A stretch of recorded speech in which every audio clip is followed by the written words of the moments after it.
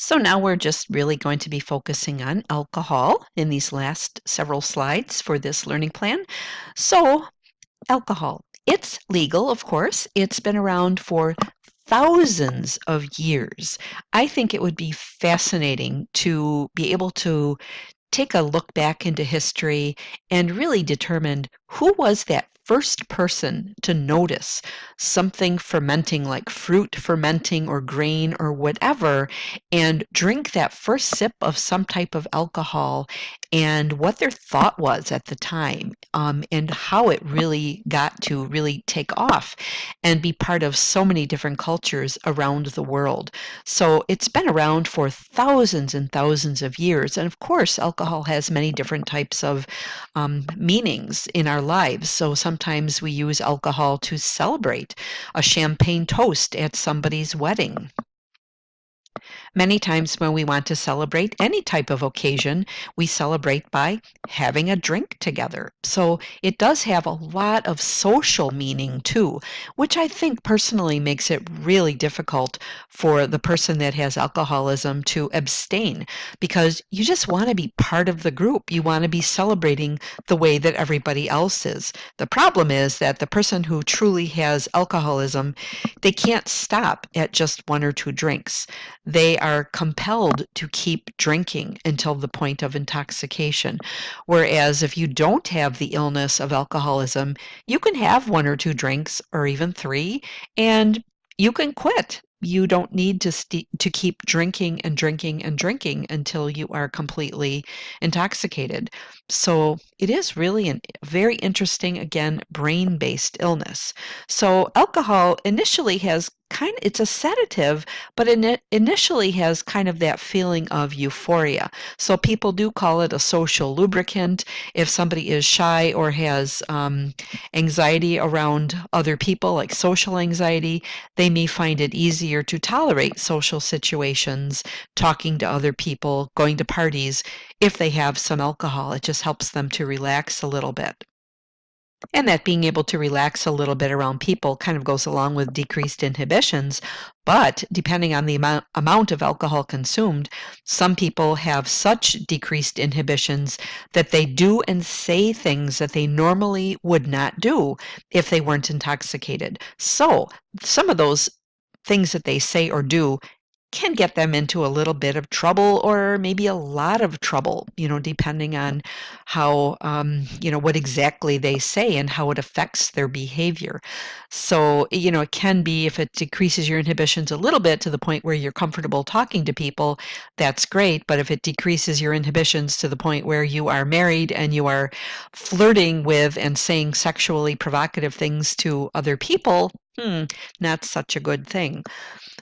Or if you are feeling like you can just drive and do anything you want under the influence and you don't have that judgment to realize that you can't operate machinery or you can't get behind the wheel, then that decreased inhibitions can be very, very problematic. So binge drinking versus heavy drinking. Well, there's two ways actually in your book that it's described. So on page 419, they describe binge drinking as too much alcohol too quickly. So they're saying for women, it's 4 or more drinks in 2 hours. For men, it's 5 or more drinks in 2 hours. However, um, basically, and then they say heavy drinking is drinking too much too often. So 8 or more drinks a week for women is heavy drinking, and men who drink more than 14 drinks in a week are considered heavy drinkers. However, I can't find the page exactly right now, so if I do, I'll have to let you know later. There's another definition of binge drinking, and I've also seen this definition on the CDC website, which is the Center for Disease Control. And that definition of a binge is 5 or more drinks per occasion. So that's a little bit different. So an occasion, again, could be a wedding. So maybe the wedding starts, people start getting ready for the wedding in the morning, and maybe they're getting together and having a brunch sometime in the morning before the ceremony, and people are starting to drink. They're having mimosas or Bloody Marys, some kind of a morning drink.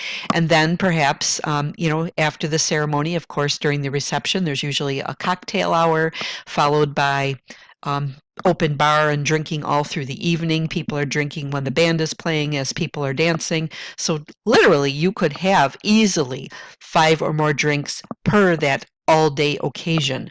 Or think about like a family picnic. Again, people are perhaps having brunch or some kind of breakfast early in the morning and start drinking, and then they're drinking as somebody's cooking out on the grill, and then they're drinking with the meal, and then they're drinking all night long as people are socializing and maybe having a bonfire.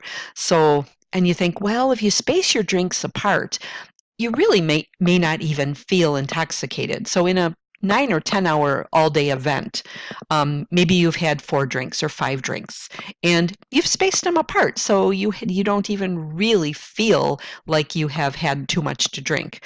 But that is still considered a binge because it is the amount of alcohol consumed in that 1 day period, per that event.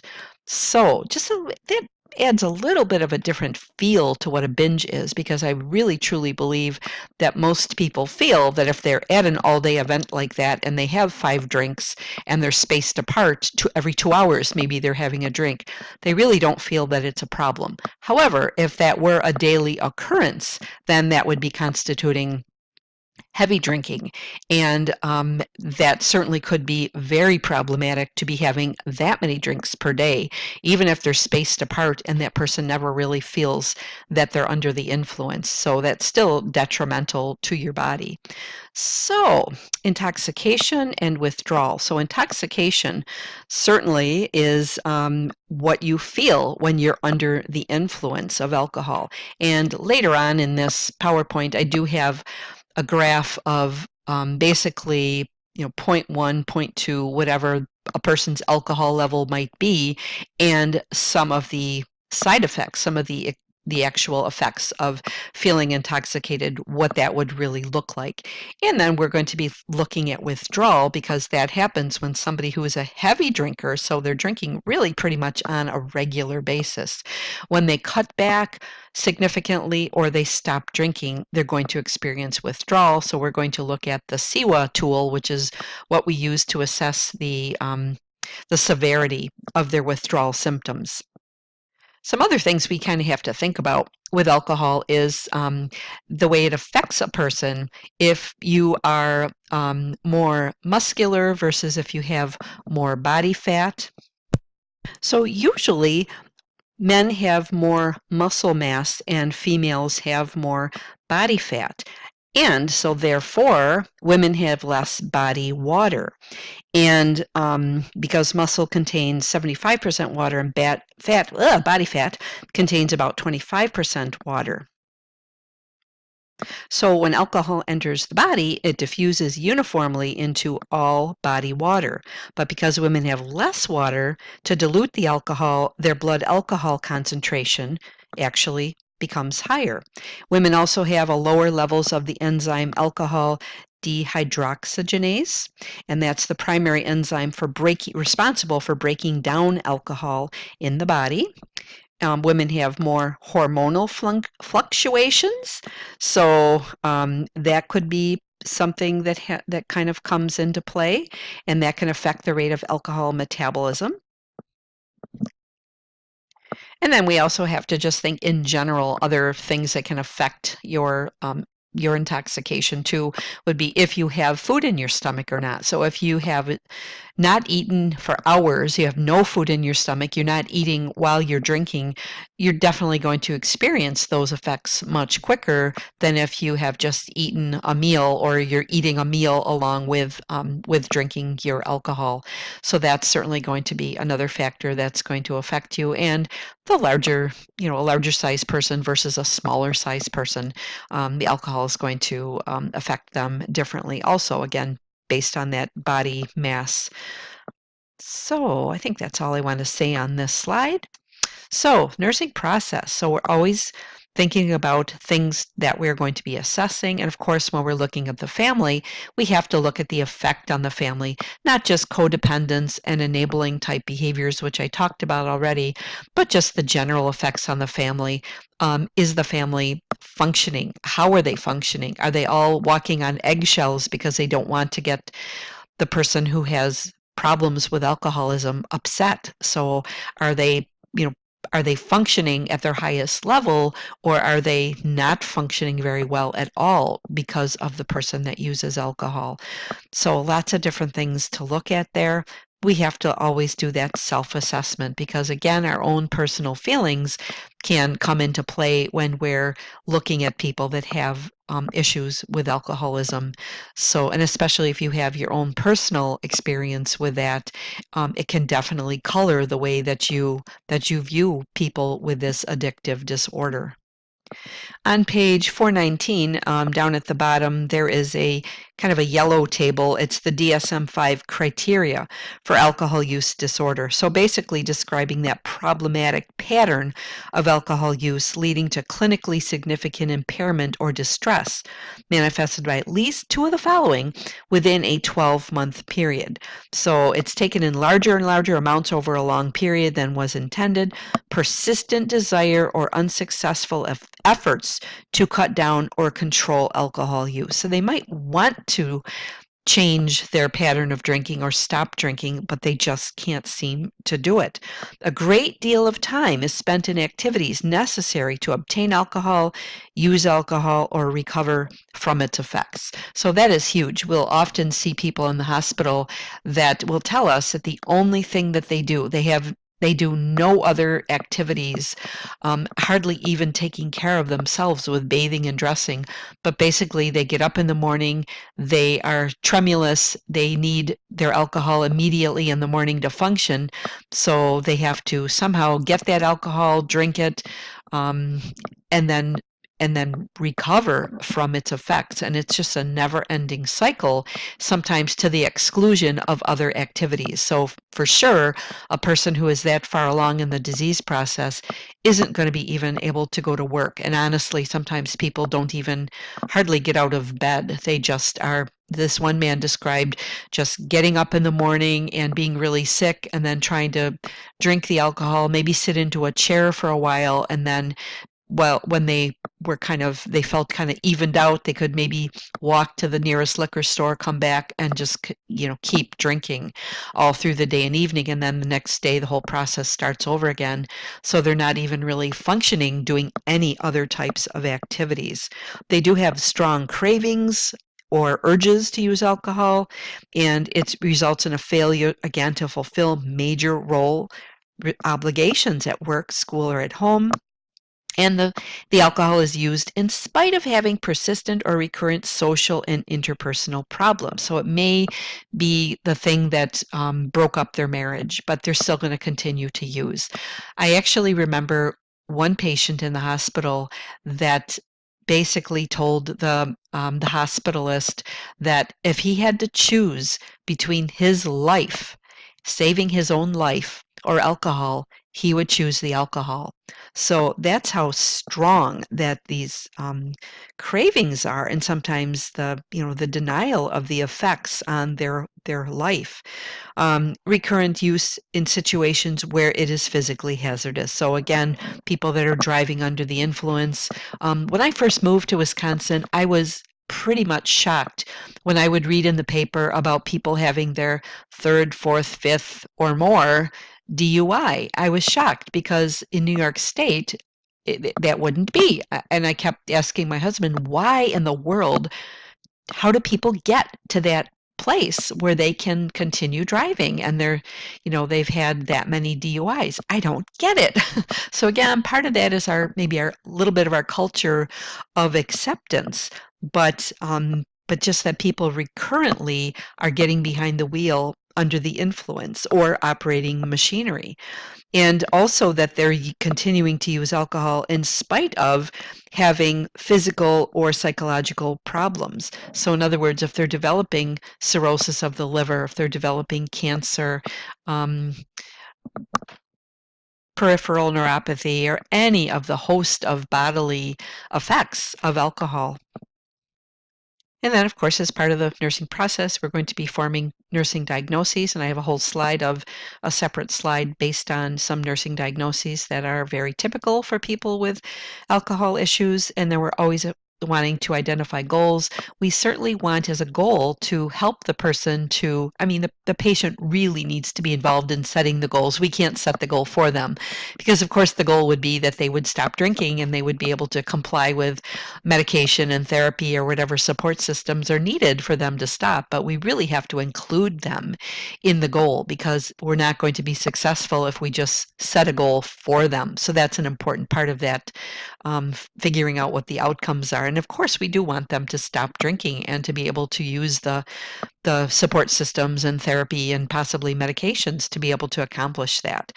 So then we are planning where we need to identify the problem, set the goals, determine the interventions that will accomplish the goal. So some of the interventions even include just therapeutic communication. How do we communicate with somebody that has an addiction disorder? So we really have to be very careful that we're not judgmental, that we're not blaming them, that we're not making it seem like it's their fault or it's their choice that they're doing this. Because truly, there's a lot of shame when people are using substances and they can't quit.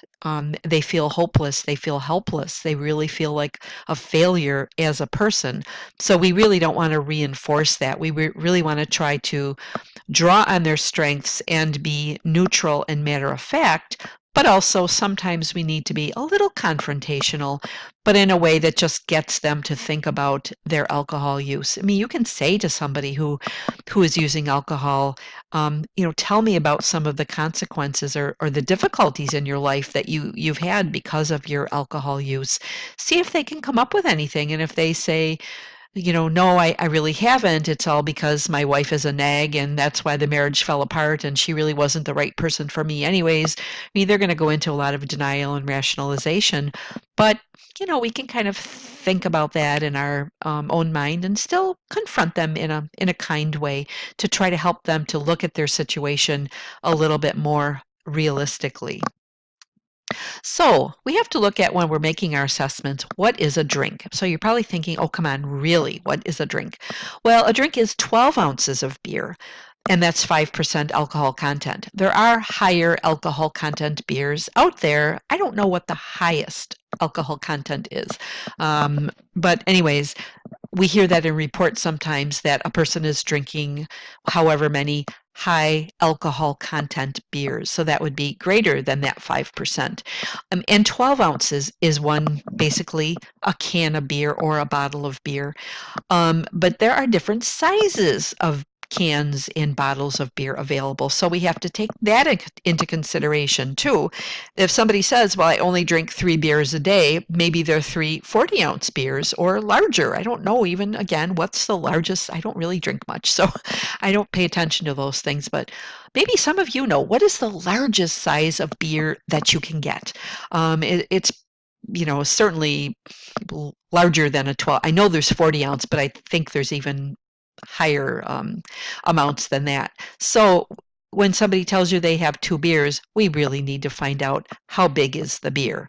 5 ounces of wine, 12% alcohol content is considered 1 drink. So again, we need to find out if somebody says, well, I just have 2 glasses of wine at night, maybe those 2 glasses of wine are huge and maybe they're 15-ounce glasses and they're really getting 6 drinks instead of only the 2 that we think that they said. 1.5 ounces of distilled spirits, about 40% alcohol content. So really we're thinking about hard liquor and we're thinking about 1.5 ounces, which is about a shot. So there are some drinks out there that are more than 1 shot per drink. And I'll just tell you a little story about I was at a party once and I noticed that somebody was getting extremely intoxicated and I was kind of wondering why. And then I noticed that they were drinking martinis. So I knew the bartender. I kind of went up to the bartender and said, how many shots are in that martini? And basically it was, they said 4. So that person had 2.5 martinis. So I kind of quickly did my math and figured out, oh my goodness, no wonder that person is so intoxicated. That's basically 10 drinks in a very short amount of time, and then found out that that person had not eaten all day. Oh my goodness. And they were kind of a small person too. I think they might have had some tolerance built up, but still 10 drinks on an empty stomach in a small person, a man even, a small man, 10 drinks on an empty stomach. Eh, yeah. So it was not good. That person was very, very intoxicated. They were acting very differently from their usual and pretty much had to be, driven home and walked to the car even because they certainly weren't able to walk by themselves. They weren't able to drive, so somebody had to drive them. So 1.5 ounces. So martinis, Manhattans, drinks like that really don't have any mixers in them. There's no soda or anything to kind of water things down. We have to really be careful about drinks like that because they may say, well, I only had, 2 martinis. Well, 2 martinis is 8 drinks. And the other drink that I can think of is Long Island iced tea. So if you've ever had one of those, I don't know how many shots are in a Long Island iced tea, but I believe there isn't much in there to cut the alcohol. So maybe a little bit of Coke, but not much. Anyways, so maybe I'm displaying my ignorance of drinks, and maybe you know more about that than I do. But I know that that's another drink that is certainly considered more than one drink. So we really have to think about that, and we have to do some teaching because a lot of people don't get that concept. And maybe by now you're thinking, boy, that Mary Carls, she really must be a lot of fun at a party, pointing out that people are having all these drinks. And anyways, I'm not, but I was just concerned about that person because I could tell that they were getting extremely intoxicated and was just kind of wanting to find out truly how many drinks that they had. And honestly, again, people just really don't get that concept. So we have to remember to ask how big the glass is, how big the bottle is, how big the can is, because most people are going to underestimate their consumption anyways. So if somebody says they drink a 6-pack of beer a day, I would be willing to bet most of the time, it is documented, most of the time people do underestimate, and we can almost anticipate that it's double what they tell us.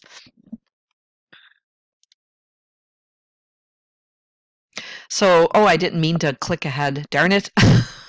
Here I go again with my technological difficulties.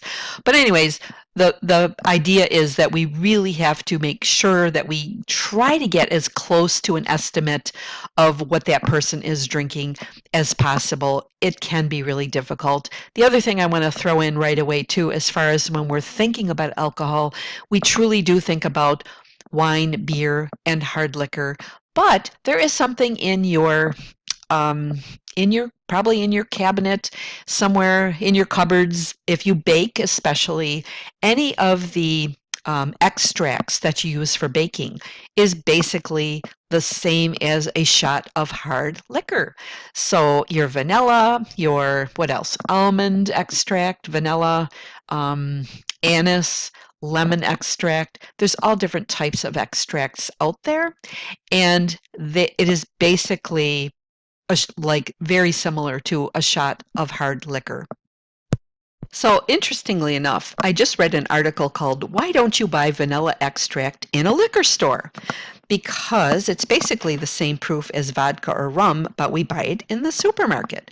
So basically, this article says that Jägermeister is 70 proof or 35% alcohol, while most vanilla extract hovers between 35 and 40% alcohol. So, and we might think, well, it's really uncommon for people to try to drink vanilla or any other extract to get a buzz. But it does happen. We actually saw a patient once who left the hospital and he was on food stamps. He had schizophrenia and he was very poor. He had food stamps, so he knew that he couldn't buy liquor with his food stamps. So he went to the grocery store and he bought a bunch of vanilla extract. And I don't know how much he bought, but he drank enough vanilla extract to come back to the hospital later on that same day with a point 0.3 something blood alcohol level. So yes, you can become intoxicated on vanilla. So that is something, or any of the other lemon, anise, almond extract, any of the extracts. So very interesting thing to add, and definitely a teaching point, because we might just think, oh, vanilla, it's a nice little flavoring. I'll pour a bunch in my kids' oatmeal and, give it to them and not cook it. I mean, if the vanilla is cooked or baked, then obviously the alcohol is going to be cooked off and you don't have to worry about it. But if you're pouring alcohol or pouring vanilla right from the bottle into your oatmeal, into your child's milkshake or something, you got to watch how much you're giving. A couple drops certainly isn't going to hurt them, but you don't want to be giving them 1.5 ounces or basically a shot of hard liquor. So just some teaching points. Okay, now we're on screening tools. So the SBIRT, screening, brief intervention, and referral to treatment. So that is something that I hear a lot about recently. It's definitely a more recent initiative in trying to screen, to get at how much people use alcohol, and trying to get them into treatment. So SBIRT is described on page 422, and it basically is a comprehensive integrated public health approach to the delivery of early intervention and treatment for people with substance abuse disorders.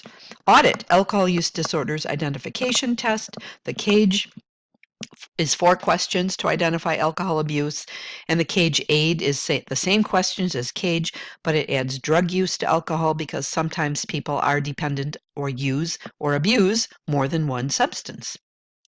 And you certainly don't need to memorize, what the audit, the alcohol use disorders identification tests, and the CAGE questions.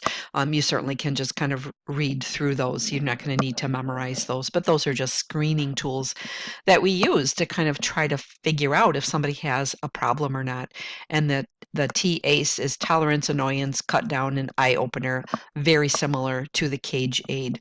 Just by the way, I told you that I would probably find that other definition of binge drinking as I'm flipping through the chapters, and it's kind of right in the beginning of the chapter at the very top right-hand corner of page 409. There is that definition of binge drinking, 5 drinks on one occasion on one day. And they're saying in the last month. So anyways, I just knew I would find that a little bit later.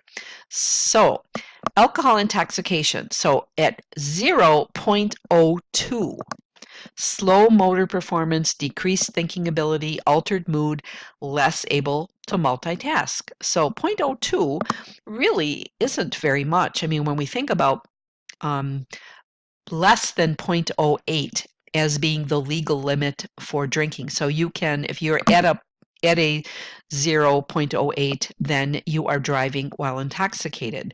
So less than that, still there are issues. So at 0.05, impaired judgment, exaggerated behavior, euphoria, and lower alertness. So just think about where somebody might be at if they're getting close to that 0.08, but they're not quite there yet. And at that 0.08, poor muscle coordination, altered speech and hearing, difficulty detecting danger, poor self-control, and decreased reasoning. So absolutely, those signs and symptoms would make it very dangerous for somebody to be drinking. 0.1 basically. Slurred speech, poor coordination, slowed thinking. 0.15, vomiting, unless they're tolerant. If they have a tolerance built up, they may not be. But they are probably going to have a major loss of balance, possibly. Again, all of this really depends on if this is a tolerant person or somebody that has no tolerance built up to alcohol. At a 0.2, memory blackouts, nausea, vomiting. 0.3, reduced body temperature, blood pressure and respiratory rate, sleepiness, sometimes amnesia. They don't remember things. 0.4, impaired vital signs, possible death. I definitely have seen people over 0.4 and even a little bit over 0.5. And they're not near death, but that would speak to the amount of tolerance that they have built up to alcohol. This table is actually on page 420 in your Varcarolas, and they talk about if you're at a 0 0.02, then that's probably 2 alcoholic drinks. If you're at the 0.05, that would be 3 alcoholic drinks. And the 0.08 would be 4 drinks. 0.1 would be 5 drinks. 0.15, they're saying, is 6 drinks. And 0.2, they're saying, is 8 to 10 drinks. And 0.3 would be more than 10 drinks. And they don't even say how many drinks would be for a 0.4. But again, it really truly depends on that person's size, male versus female, and if they have a tolerance built up or not. So the SIWA assessment for alcohol detox, and so we're looking at 10 different areas that we're assessing using this SIWA. So the other parts of being the criteria, I'm sorry, I forgot to read that before, on page 419, the criteria for alcohol use disorder.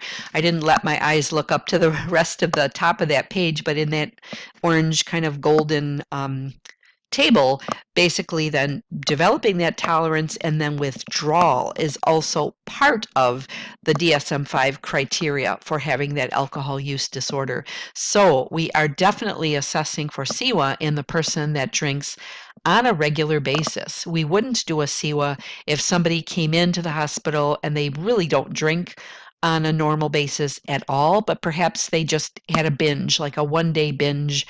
We wouldn't be doing SIWAs because they would not be going into withdrawal. Only the people that go into withdrawal are people that are drinking steadily, heavily on a regular basis. So we're looking for nausea, tremors, sweating, anxiety, agitation, which is amount of bodily movement. It is not anger, irritability, things like that, yelling at you. That's not agitation. Agitation is the amount of bodily movement. So are they fidgety? Are they getting up and down? I've seen people that literally can't sit still on the side of the bed when the student is talking to them. They are getting up, they're pacing around, they can't sit still. So that's really what we're looking for as far as agitation. And then tactile disturbances, usually feeling like bugs are crawling on their skin. Auditory disturbances can range from just like sounds are kind of too harsh, all the way to actually having hallucinations where they're hearing voices and the voices aren't relatable to anything in the environment around them. Visual disturbances can be anything from the light is too bright and bothers their eyes all the way to seeing a hallucination. And it's interesting because sometimes the hallucinations are with insight. So in other words, they say, oh, I see some silver bugs crawling around on my floor, but I know they're not real, all the way to somebody who says, oh my gosh, my room is covered in spider webs. Can somebody get those out of here? And they don't have any insight that that's not real. So, and then the last two parts of that SIWA assessment is we're looking for headache, and we're also looking at their orientation. Do they know that they're in a hospital? Do they know where the hospital is, what city they're in? And sometimes some of those orientation questions can be kind of difficult because if you've ever been in the hospital, sometimes it's really easy to lose track of time. You don't really know what day it is. But if it's in the middle of summer and somebody is telling you that it's winter, it's January, they're very disoriented then. So we do have to take those questions kind of seriously and not really cut people any slack and rationalize and say, oh, well, of course they're in the hospital. Of course they don't know what day it is. Most of us at least have a ballpark figure of what day it is. And if you're a day off, that's okay. If you say it's Wednesday instead of Thursday, that's not such a big deal. But again, if you say that it's, that it's January or it's Christmas time when it's actually July, then we know somebody's really far off in their orientation. Or if they say that they're in a hotel, it's not a hotel, it's a hospital. So they should have some recollection that, when you come in and you're checking their vital signs or whatever, giving them medication, that they're not in a hotel. Those things don't happen in a hotel. So Very important to look at these because some of these symptoms we're going to see very pronounced if people are going into delirium tremens or DTs. So we'll talk about that soon. So you will hopefully have a chance to do this assessment in the clinical area because we do have many people that are going through alcohol detox when they're in the hospital. So I'm hoping that at least most of you will have that experience. So we also need to be looking at, as nurses, teaching about serious consequences of alcohol use and also assessing for signs and symptoms. So there's Wernicke-Korsakoff syndrome. People that have these syndromes, the Wernicke-Korsakoff, they can have some severe memory problems, and they also have altered gait, confusion, ocular motility abnormalities. So they have nystagmus, they have problems with their gaze and in their eyesight, and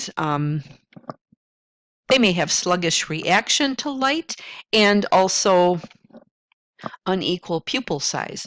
So it's interesting that both of these syndromes, which often occur together, so basically it's an alcohol-induced amnestic disorder. So people have problems with lots of problems with their memory, and again, the gait disturbances. But it's interesting that both of these kind of stem from deficiencies in thiamine. So thiamine is one of the medications that we give on a regular basis to people that are withdrawing from alcohol. So usually the typical medications that we give when somebody comes in and they're going through detox is we give them thiamine 100 milligrams, folic acid 1 milligram, and a multivitamin.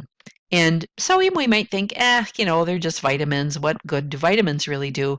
But that thiamine is at a way higher dose. So I'm hoping, hint, hint, in clinical, when I have you in clinical, if you're telling me about your thiamine 100 milligrams, I'm hoping that you're going to remember to tell me that that is way higher than the normal dose and why the person needs this, because they are truly trying to prevent that person from developing the Wernicke-Korsakoff syndrome. So I just gave you a really big hint for clinical. So I'm expecting all of you to remember that and to tell me that when we're passing meds if you have somebody that's going through detox. Okay, anyways, blackouts. So that's a very disturbing aspect of alcohol use. It's caused by, of course, consuming excessive amounts of alcohol, and then just people have periods of amnesia. They just don't remember what they're doing, and they actually can perform complicated behaviors and appear normal, but then they have absolutely no idea what they're doing the next day. You tell them what they were doing, and they have no idea. I've seen this several times in the hospital where this one just really struck me because this patient, a young male, was actually locked himself in a bathroom, and he was trying to commit suicide while he was under the influence. He apparently was in a blackout.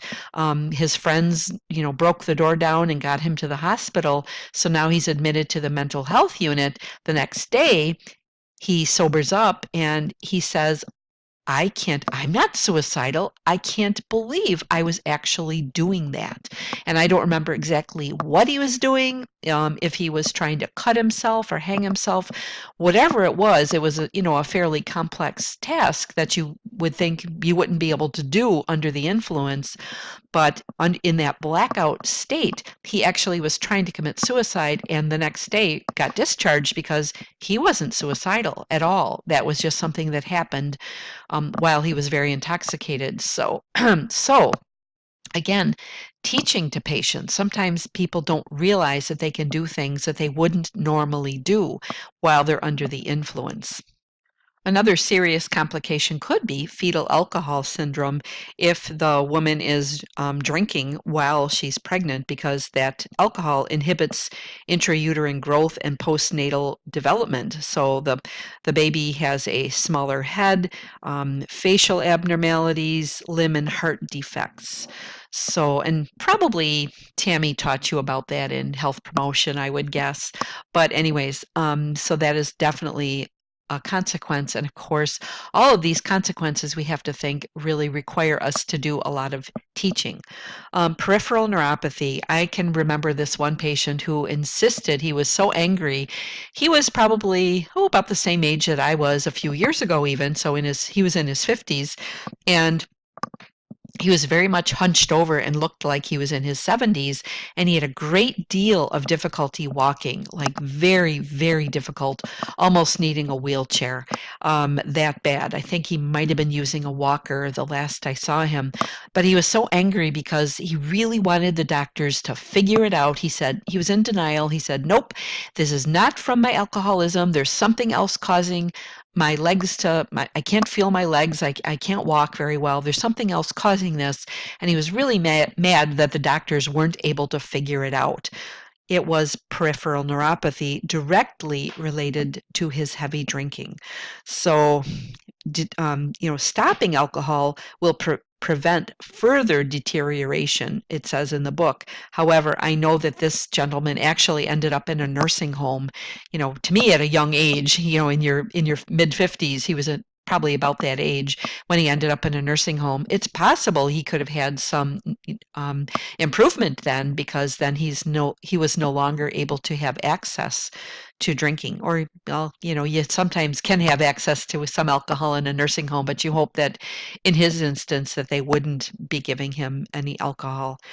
Alcoholic myopathy. So sudden acute alcoholic myopathy you can have muscle weakness, muscle damage, and that usually develops pretty gradually. So again, weakness and recovery is possible if you stop drinking. Alcoholic cardiomyopathy. So the direct toxic effects of alcohol weaken and thin the muscles of the heart. So you can have an enlarged heart and eventual heart failure. Esophagitis. So inflammation of the esophagus as a direct result of the toxic effects of the alcohol on the mucosa in the esophagus.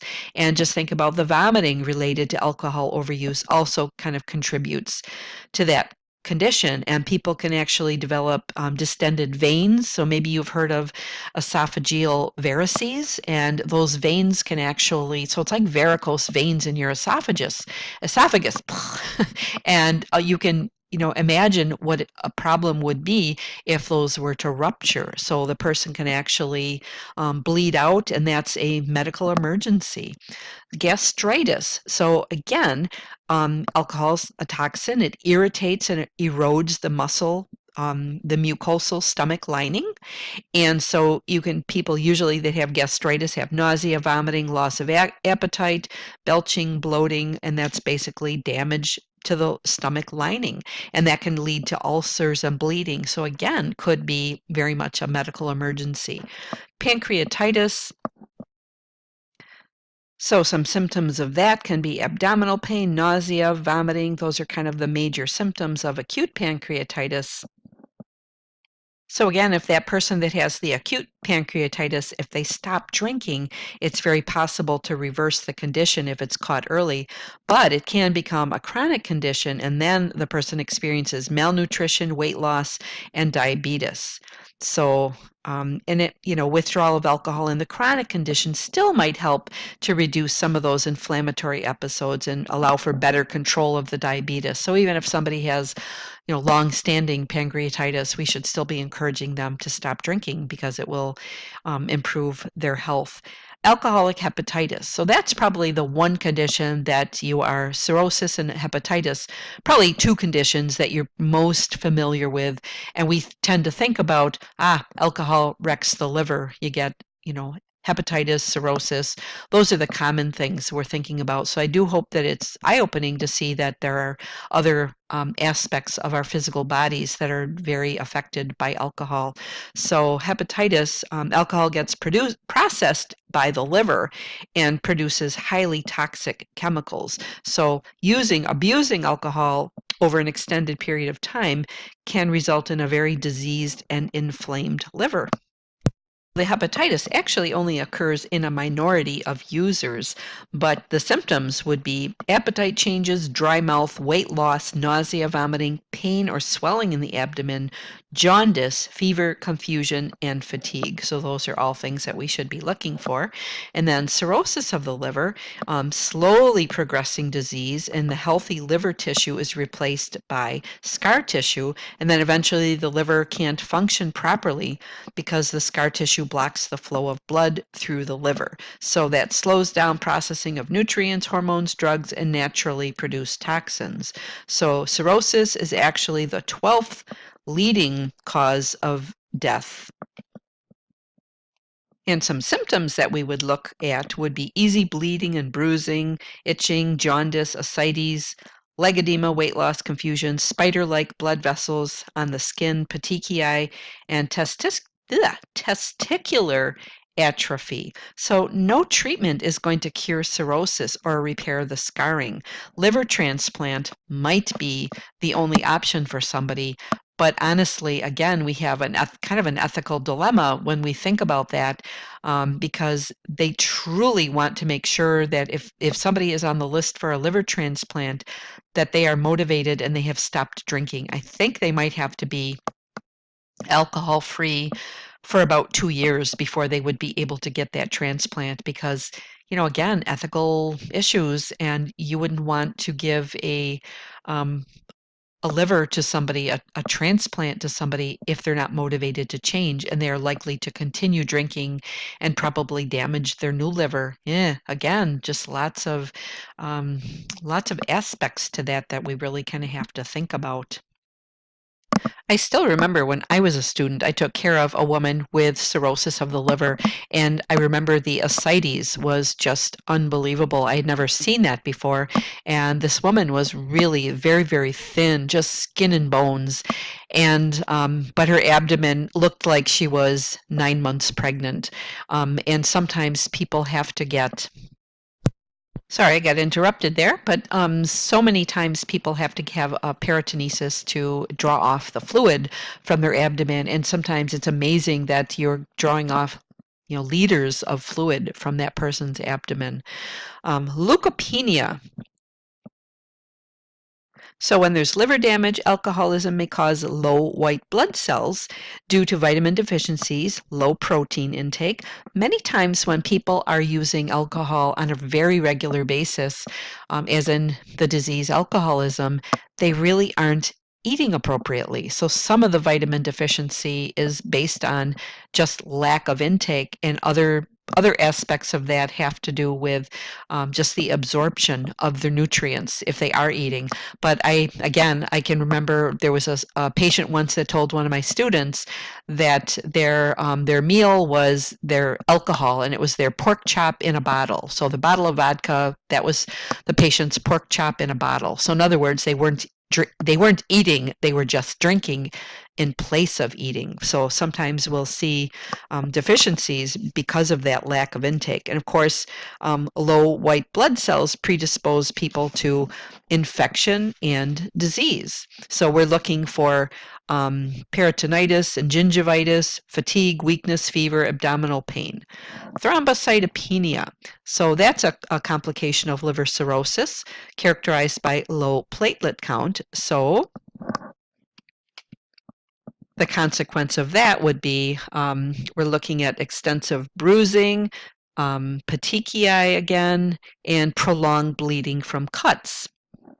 And usually the platelet count begins to rise within 2 to 5 days of abstaining from alcohol. And then cancer.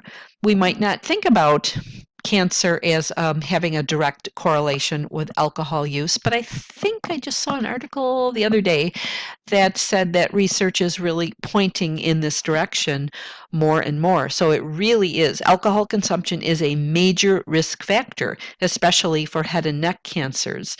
So if we think about the oral cavity, pharynx, larynx, and also liver, breast, and colorectal cancers. So again, teaching, because I would bet that a lot of people aren't aware of that. We think of alcohol and liver consequences, or maybe pancreas. We're not always thinking about so much about the other bodily symptoms. Delirium tremens, that is the worst case scenario for alcohol withdrawal. And it basically is a medical emergency. Usually happens within the first 72 hours, but I've seen it happen after the first 72 hours. Now, 72 hours is kind of a benchmark. That's usually when people get better from their withdrawal. So you're doing the CWAs and we're watching them for withdrawal very carefully. Usually within that first 72 hours, we feel like that's the most critical time period. Once we're past that, sometimes we breathe a sigh of relief. Oh, good, we got them through detox safely. They're going to be okay now. But honestly, I have seen people after that 72 mark time frame develop delirium tremens. So we truly have to watch that very carefully as nurses. So we might even do PRN CWAs after the fact, after that 72 hours if we're suspicious that they may be going into DTs. So we're looking at symptoms of tachycardia, diaphoresis, fever, anxiety, hypertension, delusions, tactile visual hallucinations, and if they have hepatitis or pancreatitis, that really increases the risk of them developing delirium tremens. Many times this is very serious and it is considered life-threatening. People are monitored up in the intensive care unit. Very rarely, boy, once in a blue moon, I do see these patients monitored on the mental health unit. But most of the time, they are transferred to the ICU. They need to be usually on an Ativan drip. And if they can't be on an Ativan drip on the mental health unit, there just isn't a way to monitor that very safely. Because if they're on an Ativan drip, we really are going to be monitoring very carefully for them to be losing their respirations. That would be a very bad side effect outcome that we would not want to happen. Really, the goal with delirium tremens, or DTs, as sometimes people call it, is to prevent it from happening. So this is where we really have to be very careful with our assessments and our interventions. We have to make sure that we're monitoring the patient's withdrawal symptoms very carefully and medicating them appropriately. So when they have an elevated CWA score, and we'll talk about this more in clinical too, but if they have an 8 or above on that CWA scale that we looked at a little bit ago, then we need to medicate them because we don't want to have the withdrawal progress into DTs. So we keep people medicated, we keep their vital signs stable, we keep their anxiety levels stable, but we don't want to oversedate them, but we don't want them under-sedated either to the point where they're very anxious and restless and nauseous and tremulous and vomiting and hallucinating. So we really do have to use that CWA scale very effectively and then know how to intervene. Offering that patient fluids. I mean, just think again of some basic human needs. Fluids, if they can keep them down. If not, the person may need IV fluids. And yes, we can give IV fluids on the mental health unit if the person is, especially if they're not suicidal, if they're cooperative. It's very possible to have them have to be on a one-to-one and to have IV fluids running, but of course, careful monitoring by the staff. If they were highly suicidal, then they would probably need a one-to-one then because that would be just dangerous equipment left in their room. Also with DTs, not only just the physical safety, but also the psychosocial safety, because sometimes if people truly are hallucinating, delusional, they they're not with reality at that point in time the same way anybody that would be psychotic. And so sometimes we need to protect them because they are thinking that maybe they're thinking they're in a prison situation and they need to get out of there. They need to get back home. So they may try to escape. They may just be aimlessly wandering around in the hallway and not really knowing what they're doing. I actually was walking past a room once and I ran in because this guy was basically falling out of his bed. So I kind of caught him, and then he got up, and I could tell that he just had absolutely no idea what was going on around him. So he needed somebody with him. So I stayed with him until the staff could help him. And I just really felt like I couldn't leave him alone. He didn't know what he was doing. He was definitely at risk for danger. So many opportunities for us to use our skills in assessment and intervention when we're working with somebody going through detox. And again, the goal is not to let them get to that point of delirium tremens. And many times we'll hear in report if somebody has a history of going into DTs or a history of seizures, those are things we want to take very, very seriously, because if they have a history of that happening, it is likely that it's going to happen again. So we kind of have to be prepared for the worst. So some nursing diagnoses that apply to basically for people that have alcohol issues, but also other drug addictions too. So in general, for substance abuse, risk for injury is absolutely huge and truly could apply to anyone using any type of substance. Risk for suicide, disturbed sleep patterns, nutrition, less or more than body requirements. Usually with substance abuse, it's less than body requirements. Ineffective coping, ineffective denial. So that person who has no insight at all into their situation and they really become very defensive. That can be very difficult. Defensive coping, besides ineffective coping, we could also think of defensive coping, because that's the person that's going to say, I know I'm not going to go into treatment. I already know everything and I know more than the counselors. Then they're not really very open to accepting any help. Hopelessness. So people can feel a huge sense of hopelessness. Actually, another one I can think of offhand too that isn't up here is decreased self-esteem. So when people relapse, they truly can feel absolutely horrible about themselves, and sometimes that low sense of self-esteem and that shame can actually drive people away from treatment because they just don't want to admit that they're having a problem again, and they really are fearful of being judged by other people. And again, I think about when we sit through a report, and sometimes there may be somebody that they just discharged. They were detoxed. They were looking good at the time of discharge. They had a solid plan for abstinence, and they had good follow-up planned. And then 2 days later, they end up back on 1K with a blood alcohol of 0.3 something. Sometimes you hear the frustration in the staff because we just got him ready. We worked so hard. We got this big plan together, and we thought this person was going to do it this time, and here they are again. So we do always have to watch our own attitudes, thoughts, and feelings and how we express those, because it really isn't helpful if we convey to the patient like, oh, come on, you're back again. We just helped you. We just set this all up for you, and I can't believe you didn't follow through or that it fell apart so soon. We have to be very careful about that, because we are going to be contributing to their sense of hopelessness and probably low self-esteem. Self-neglect for sure. So when people are drinking again, that's their goal, is to drink again, to use and to recover from that use. So many times they are neglecting just their own basic human needs. Risk for impaired liver function, decreased cardiac output. So we kind of already talked about the bodily effects, and certainly dysfunctional family processes. And alcoholism is always the related to for that particular diagnosis. That's what it says in Carpe Nito. So if you use dysfunctional family processes, alcoholism, all you need is a evidenced by. You don't need the related to, because the related to is that disease of alcoholism. But certainly, again, that speaks to the fact that it's a family disease and it affects not just that person, but their entire family.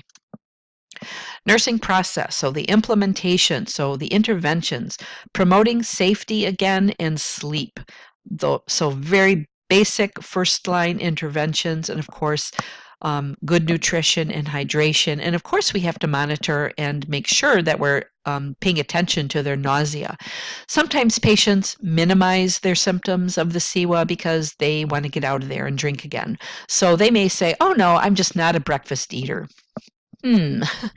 Usually, if you think about it, when you don't have an appetite, that is like the first sign of nausea. So maybe they can't actually state, yeah, I feel nauseous, but if food doesn't appeal to you and you don't have any appetite, to me, that's the first step of nausea. So even if they're not fully nauseous, we have to pay attention to that and make sure we try to offer them some medication, whatever might be ordered. Usually Zofran is the drug of choice, and some people don't respond to Zofran and they might need some Compazine.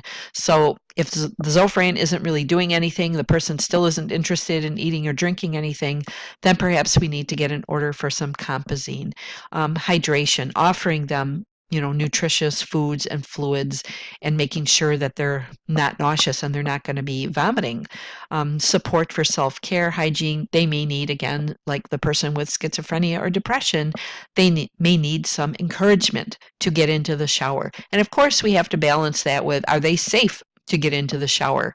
So usually when people are starting to feel better from their withdrawal, then that's at the point when they're stable on their feet and they're not dizzy, then they can get into the shower independently. And again, it's just really good to encourage them. But before that, if they're laying in bed and they're very nauseous and they're dizzy, they can't even ambulate safely, then of course we're not going to be trying to get that person into the shower, but we just might give them some warm washcloths or whatever system the hospital uses, like as a bed bath type of thing. So just trying to get them to do some hygiene, because certainly that will make them feel better also. We want to explore harmful thoughts and spiritual distress. So sometimes people have a lot of self-defeating thoughts and they just give up and think, well, I just can't do it. It's hopeless. It's useless. I'm not even going to try anymore. Or they may have that spiritual distress and feel like they're being punished, that God doesn't love them anymore, and they're kind of outside of the realm of being, accepted. And so we kind of have to help patients work through those types of feelings too. But really, the success of most of our interventions, it's going to be based on the ability for us to develop a therapeutic relationship with these patients that really sets the stage for them being able to explore their thoughts and feelings and maybe come to some better ideas of ways to cope. If we're judgmental and we don't develop that therapeutic relationship, we're not going to be able to help that person to really to move forward. So part of our implementation or interventions, we as nurses are sometimes giving medications that help with alcohol use disorders. So Antabuse, I still see patients on Antabuse every now and then, not as often as in years past, because there are some other medications that are around. And Antabuse really does have some very serious side effects if the person does decide to drink. Sometimes they can, and the danger too is that they can just stop taking it and start drinking again whenever they want. And usually, I think they have to stop the medication about 2 weeks or so before they start drinking again. And otherwise they're going to have some side effects. So Antabuse can serve as a good deterrent to alcohol use and can really discourage that person from drinking. So yeah, we want to think about all the possible side effects though. And one of the biggest teaching methods, of course, for Antabuse, we really need to teach them to read labels of everything. So because alcohol is in so many different household products. So we have to think about foods that contain alcohol, fluids, cold medicines, cold remedies, even just basic things that we use for our ADLs, possibly mouthwashes, deodorant, perfumes, aftershave, colognes, all those types of things. If they contain alcohol, and even if you put them on your skin topically, you can have a reaction. There's actually an interesting list of things, household items that have alcohol besides. I already talked about the extracts like vanilla and lemon and almond and all those types of things that are pretty much the same as a shot of alcohol. But there are other things too. Think about Grey Poupon mustard. That has some alcohol in it because it is made with, it's got a little bit of wine in there. I believe Hunt's pudding, they may add some vanilla at the end and it is not cooked off. Therefore, there's some alcohol in there. And even a small amount can cause a reaction with antabuse. Vlasic pickles, Worcestershire sauce. I know I'm not going to say that right. I'm just not in the right frame of mind right now. Vinegars, there's all kinds of household products. So it's really important for teaching to provide the patient with a list of items that contain alcohol and also truly to encourage them to read labels and just make sure that if they see Grey Poupon mustard and they see that there's some wine in there, that's something that they truly should avoid. And again, all those types of topical things. So there are even hairsprays, I think, that that contain alcohol could be problematic. So lots and lots of teaching involved with that, because if that person on antabuse comes into contact with alcohol, then they have pretty uncomfortable side effects. They can have intense nausea, vomiting, headaches, sweating, flushed red skin, respiratory difficulties, and confusion. The other interesting thing about antabuse, by the way, is that it's chemically related to Flagyl. You might have given Flagyl to some patients already for various types of infections. So actually, if a patient is unable to take antabuse for a particular reason, then sometimes they put them on Flagyl, and that will have the same effect. So again, teaching, if you have a patient on Flagyl for an infection, if they are drinking with that, they may have the same types of side effects as if they were on antabuse. So just another little interesting tidbit of information. Naltrexone, again, so Vivitrol is the injection and Revia is the oral form, the pill form. And I see most of the time, again, Revia is what's given in the hospital.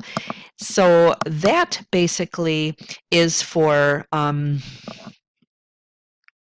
relapse prevention and decreases the pleasurable feelings and cravings of alcohol. So if patients are compliant with those medications, can be very effective in helping to keep them away from the alcohol.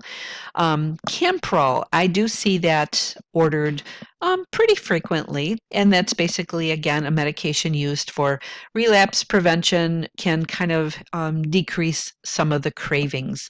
So we always want to, when a patient's starting these medications in the hospital, we want to be asking them if they're feeling, how are they feeling as far as their cravings of alcohol, because if they're not on these medications, many times the patients are craving, and you can tell, or they will talk about it very openly, that they are just craving a drink.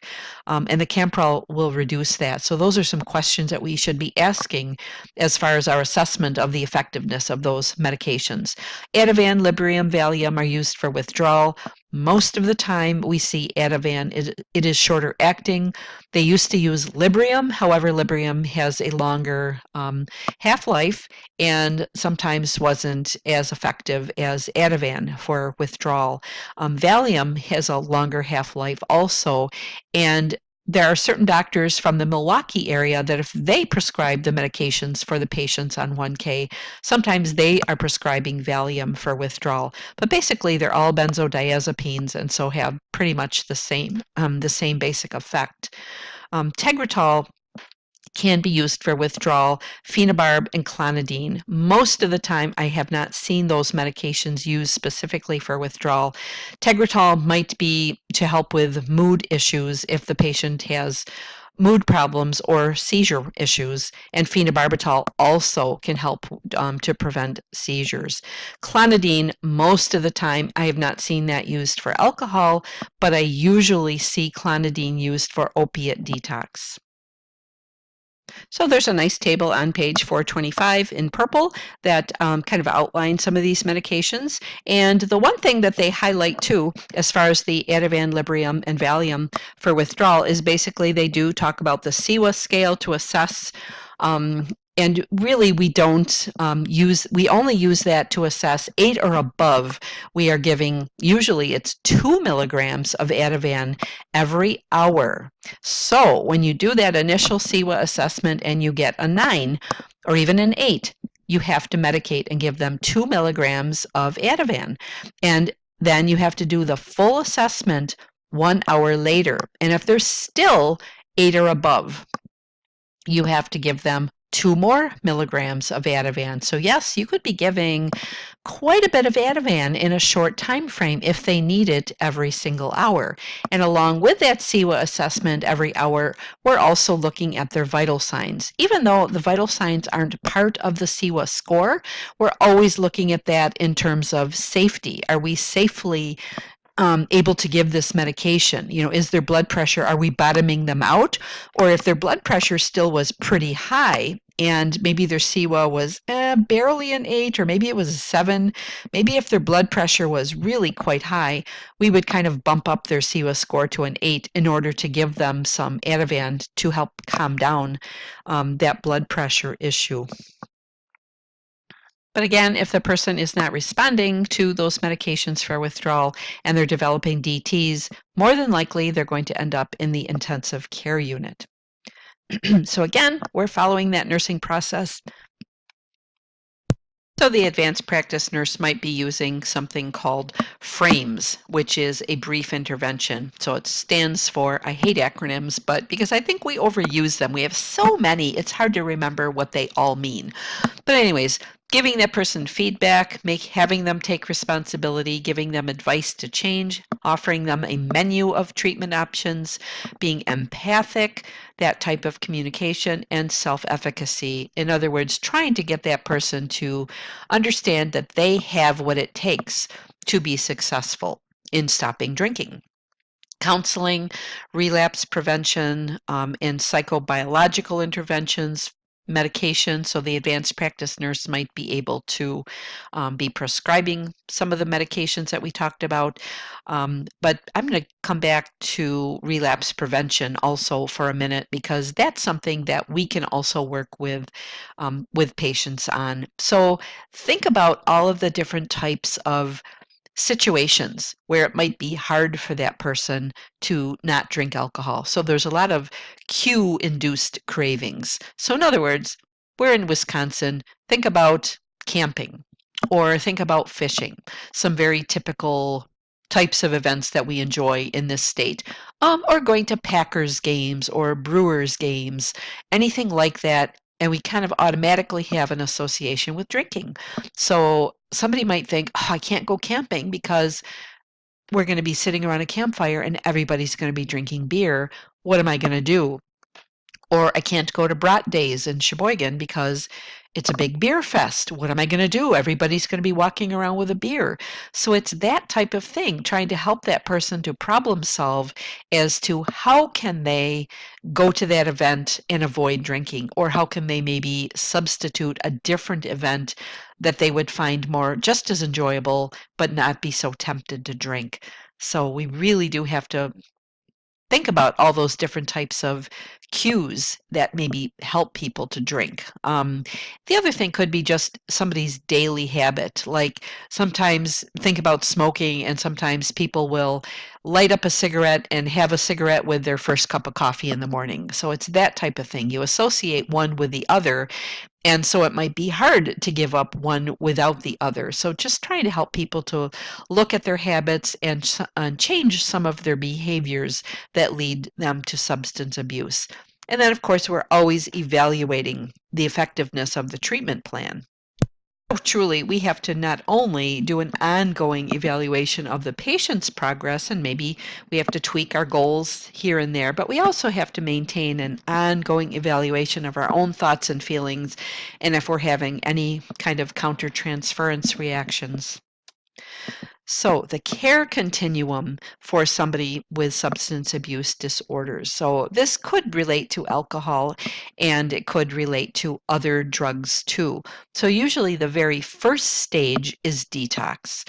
So to get that person's body clear of the substance and through withdrawal safely. So that's the basic goal of detox. Alcohol and benzodiazepines are actually life-threatening detoxes and should take place in the hospital. However, detox from some other substances are not life-threatening. So heroin, for example, or any of the opiates, that is not considered life-threatening withdrawal. So people don't usually detox in the hospital unless they have another comorbidity that would allow them to, and their insurance to pay for their stay in a acute mental health unit such as 1K. So if somebody is coming in and they're suicidal and they have depression or severe levels of anxiety and they're withdrawing from opiates, then they can be admitted to the hospital and we will certainly help them through their opiate detox. But you can't get admitted to the hospital just for opiate detox without any other comorbidities because it is not considered life threatening. So it's very uncomfortable and the person is at high risk to use again. So you would think the insurance companies, based on that, would allow people to detox in the hospitals, but they don't. So that's kind of a frustration that I think that we see with this patient population, and probably stems from the stigma and lack of understanding of the disease process. But anyways, I know that a few years ago in Sheboygan, they were talking about having some drug houses where people could, or like detox houses where people could go and detox from opiates and have, it's not a hospital, but it would be a house kind of staffed by a doctor and some nurses and volunteers, people that would stay with the patients and kind of help them through that withdrawal process. I'm not sure where they're at with that. It certainly sounded like a good idea. And especially if they have a lot of peer support, then it's possible that that person could go through withdrawal safely and not go back to immediately using drugs. So after detox, usually then we think about sending that person to rehab, and rehab can be quite a long process. It can be a 30-day program, a 60-day program, and usually you are in a place where you are monitored constantly and there are staff with you 24 hours, and that you have lots of intensive help with learning new ways to cope and learning new ways to avoid substance abuse. So lots of group therapy and individual therapy happens in rehab. In Sheboygan, well, actually, it's in Kiel, but they actually contract with Sheboygan County. Pathways is a place that is known for offering rehabilitation. In the Manitowoc area, an example of this would be Marco Services, that they offer substance abuse treatment in Manitowoc, and they offer a residential rehab facility. So the next step down from rehab then are halfway houses, and that's again, it's residential treatment, not necessarily staffed by professionals, but a lot of, they do have some case management help, but people can actually be going to work, and just the focus is on just trying to extend the period of sobriety in an alcohol and drug-free environment, and really tries to help them to gain new skills, and hopefully you're wanting that person to be able to integrate back into the community successfully. They might even go to work on a regular basis, but then come back to the halfway house at night. And there might be other types of housing also that helps people to integrate back into the community, not necessarily part of a treatment program, but just basically people are wanting to have a drug-free living environment and lots of peer support. And again, maybe some help with social skills or just ways to help them continue to have a successful recovery. A partial hospitalization program is an intensive form of outpatient therapy. And again, people don't need 24-hour residential treatment. They go back to their own home environment, but they just kind of benefit from having that structured treatment setting to go to. Partial hospitalization usually runs 5 days a week for about 6 hours a day.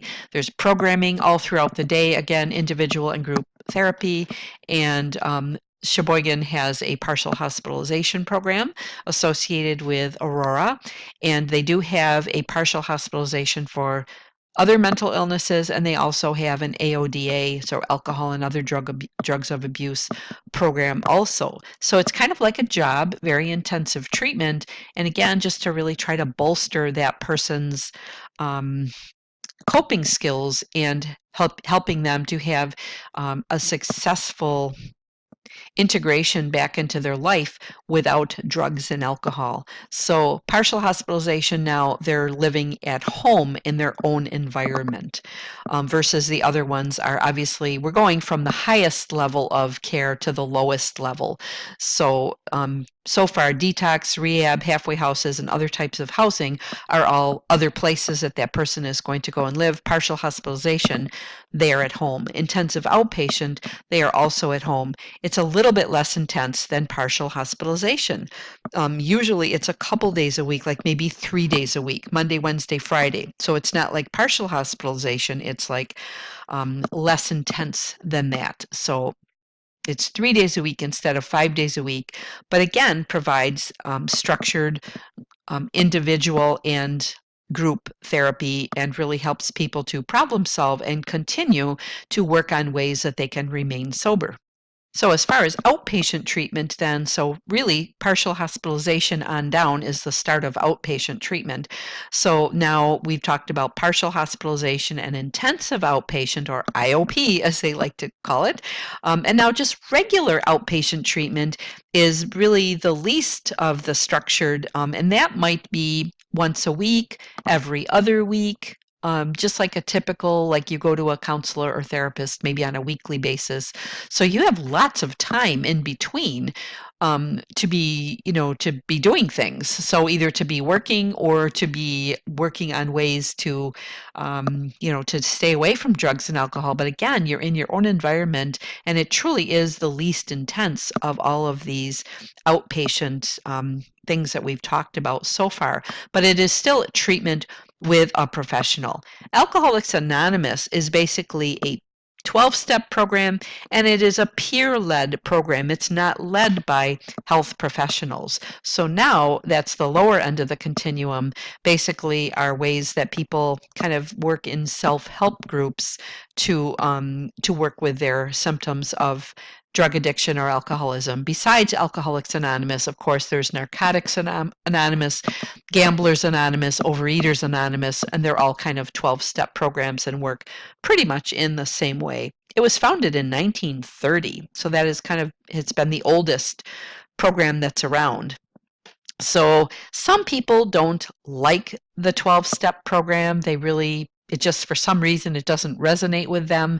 There are other types of programs available. Some of the programs are very spiritual and religious based, and some people like that, or maybe they don't like that. So there are different types of 12-step programs or outpatient peer-led programs that are available. It's just a matter of looking for them. And as a nurse, we might have to help somebody explore some different options. But many people are very successful with going to AA meetings, and many times they go to several AA meetings a week. Some people, in order to maintain their sobriety, have to go to a meeting every day.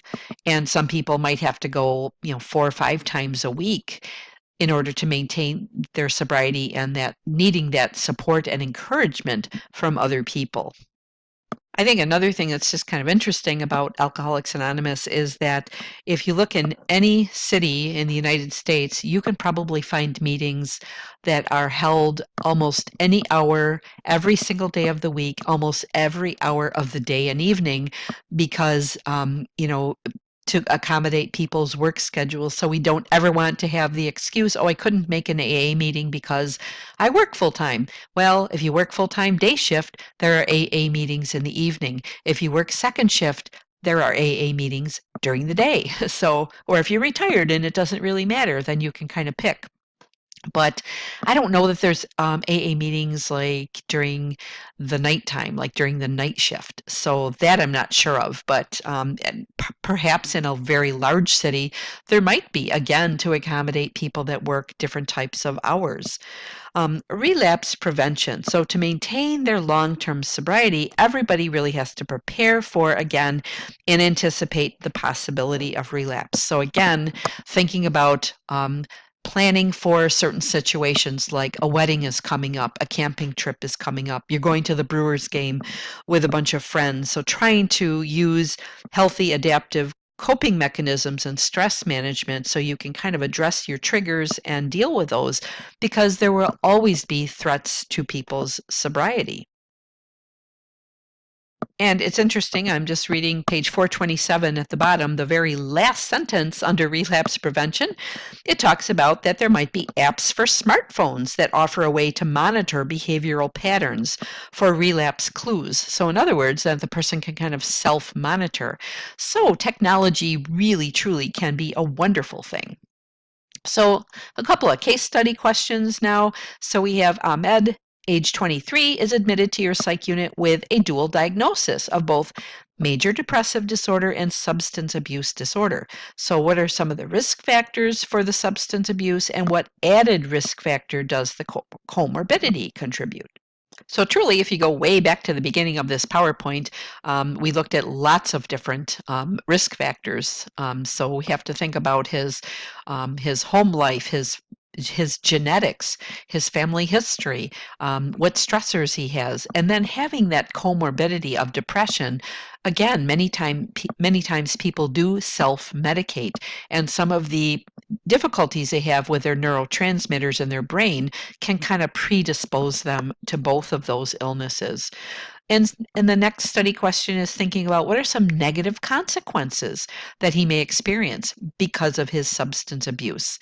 So I'm hoping that you're thinking relationship issues, possibly legal issues, may lose his job, may have difficulty completing school, financial problems. There's just, and of course, I'm thinking more of the psychosocial issues. We also have to think about some other negative consequences absolutely can be physical, right? All of the physical illnesses that could be a possible consequence of alcohol abuse. So really, psychosocial and physical, many, many consequences. So another audience response question. Shortly before treatment, after crying and begging him to get help, Ahmed's girlfriend stayed home from a planned night out with her friends to pour all the alcohol in his apartment down the drain. What type of behavior is evident? So I'm hoping that you picked codependence.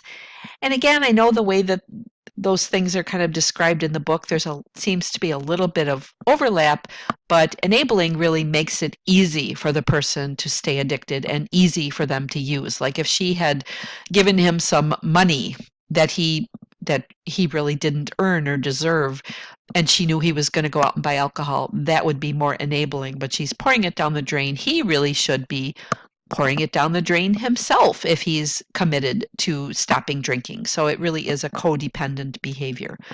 And now Ahmed is getting ready to be discharged, and for the substance abuse treatment plan to be successful, what factors have to be considered? We really have to look at what type of treatment. Think about that continuum again, that care continuum for substance disorders. Is he going to be going into, we're assuming now he's done with detox, is he going into rehab? Is he going into a halfway house? Is he going into an intensive program or a partial hospitalization program? What type of support does he have? What's his environment like? Some patients will tell the students that the only support system they have are their friends that use. That's it. They don't have any support of people that don't use. So that's a problem. Then people really need to develop other support systems of people that don't use. So that is a huge, huge consideration. So does he have people in his life that are enablers or codependent? Does he have insurance? I mean, we have to think about the money issues too. Does he have insurance? Does he have the ability to follow through with being compliant with meds and therapy? What is his motivation? Is he motivated for treatment? So I think that's maybe where we also get a little sticky with thinking, it's really, they're choosing to stay addicted. Well, it really is. Addiction's a powerful thing, truly part of the brain. And yes, some patients are more motivated than others, but we also have to compare that with the person with diabetes, and maybe they're not motivated either, and they like to cheat on their diet and not take their insulin and end up in the emergency room with diabetic ketoacidosis. So, we have kind of kind of goes both ways with medical and mental illness sometimes. But we do have to think about the stigma that he might experience in his life with different people in his life. So just a few things, and you can hopefully think of a few more things that we really have to think about for him to be successful. And he's being discharged with a prescription for disulfiram or Antabuse to help maintain a medical aversion to alcohol. And what patient teaching should the nurse provide? So again, I'm hoping that you're thinking about reading labels, avoiding alcohol in any form, even topical creams, lotions, hairsprays. Well, Ahmed, if he's a male, maybe he doesn't use hairspray, but perhaps he uses shaving, some kind of shaving lotion or aftershave or something. Maybe even shaving cream has some alcohol in it. So lots of different things that we need to think about as far as teaching. And of course, well, the other thing is that in order for it to be effective, you have to take it on a regular basis, and that he should not drink while taking that medication. Okay, just another little quick question. A person has recently abused morphine. This person's pupils would most likely be dilated, constricted, asymmetrical, or unresponsive to light. So I'm hoping you picked B, constricted, or sometimes the other word we use is pinpoint. So pinpoint pupils or constricted pupils would be the correct answer. And a nurse is assigned the care of 4 patients who are detoxifying from alcohol. The patient with which symptom would be the nurse's highest priority? So would that be the person with fine motor tremors, diaphoresis, diarrhea, or hallucinations and delusions?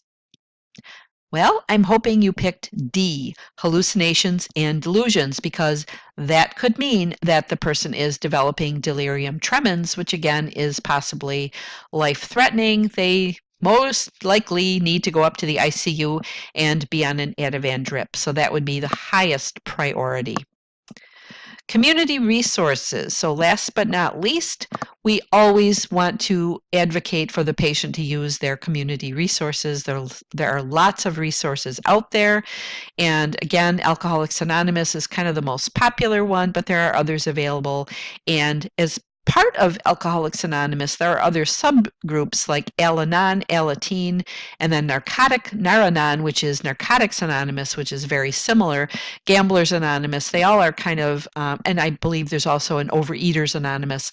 So they all are kind of based on that 12-step principle. Al-Anon is basically for people who have a family member who is struggling with alcoholism, and it's really helpful for the family to get an understanding of their loved one's illness and how to respond more appropriately so that they don't get into the enabling and codependency type behaviors. So they really learn to understand that the drinking is not their fault, it's not their problem. They, of course, care about that person, but that doesn't mean that they need to be enabling or codependent. So there are ways that they really help the person work with all of those feelings about being so deeply affected by the alcoholism. And Alateen is specifically for teenagers who have one or more parent that has alcoholism issues. And last but not least, we truly have to remember that relapse is part of the illness, and we really want to encourage people to use all different types of community resources. Combination of medication and therapy is usually the most helpful. Relapse prevention, try to anticipate what types of events are going to be problematic for them, and developing new ways of coping. But again, we really have to understand that relapse is part of the illness and that it may take several more times of that person falling off the wagon in order to finally, once and for all, be able to be free of their addictive behaviors. It really is very, very difficult. And some of you, if you haven't experienced this yourself, you might have a really hard time identifying with that patient. And so then we might be a little bit more judgmental. But if you can think about something that you really enjoy eating, like chocolate maybe, or some kind of junk food, if you like chicken wings or greasy burgers and fries or just some pizza, something that's like, you got a craving ice cream, you got a craving. There's a nurse who used to work on 1K, and she just made such a good comparison that I could really relate to. So she said basically, she gets up every day and she says, today's the day that I'm going to eat healthy. I'm not going to eat any junk food. I'm not going to eat pizza, ice cream. I'm not going to give in to my cravings. I'm going to avoid candy. I'm going to have a really good day today and then she says, and then I get hungry. And then it just all goes out the window. So she gets up every day and has this good resolve to lose some weight and try to avoid eating junk food. And then she gets hungry, and then there she goes going to McDonald's and getting a burger, fries, and a milkshake. So that really made me think about it because if you've ever struggled with your weight, you might be able to at least relate some of those aspects to an addiction, to just with struggling with giving up certain types of foods and maybe eating healthier. So really hard to do, and so maybe that will give you also a little bit of empathy. So that's the last story I have for you. That's the end of Learning Plan 7. I will see you for Learning Plan 8.